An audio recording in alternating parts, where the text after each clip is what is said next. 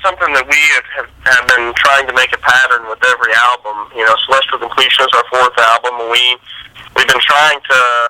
I think our fans understand that when we write a new album, it's always going to be another step in a direction, you know, musically. So I think our fans understand that they're on somewhat of a musical journey with us, and so we're always going in another experimental direction. And that was the way this one went. Was we got to incorporate a lot of non-metal instruments in the recording, you know, and do a lot of manipulation of things. You know, we had that vocoder on some of the vocals, and you know, we got the sitar player and the trombone player, and we got the operatic singer, female singer on the album. So there's just a lot of stuff that had never been on any of our albums before, and that's mainly just it's something that we feel like if you're not gonna make music, if you're not gonna make music unique enough that you can't get it from a bunch of other bands, then there's no reason for us to make music, you know. So,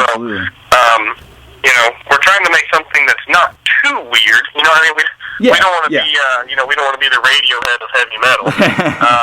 But on the other hand, we don't want to be like, you know, the generic band that, you know, is one of those bands that just does heavy music. So we're trying to strike a good balance, you know, with, I guess, songwriting being in the middle. Like, here's some weird sounds and some weird instruments, but it's still in the context of a good song that flows well, and it's still heavy, you know? Right, no, I you know, listen to bands like Between the Buried and Me, who obviously, you know, they kind of, they do their, you know, very much their own thing, but it's still heavy and experimental, but, you know, it's grounded. And I think that with the new album, you guys definitely, you struck the right balance, which I was really impressed with. Thanks, man.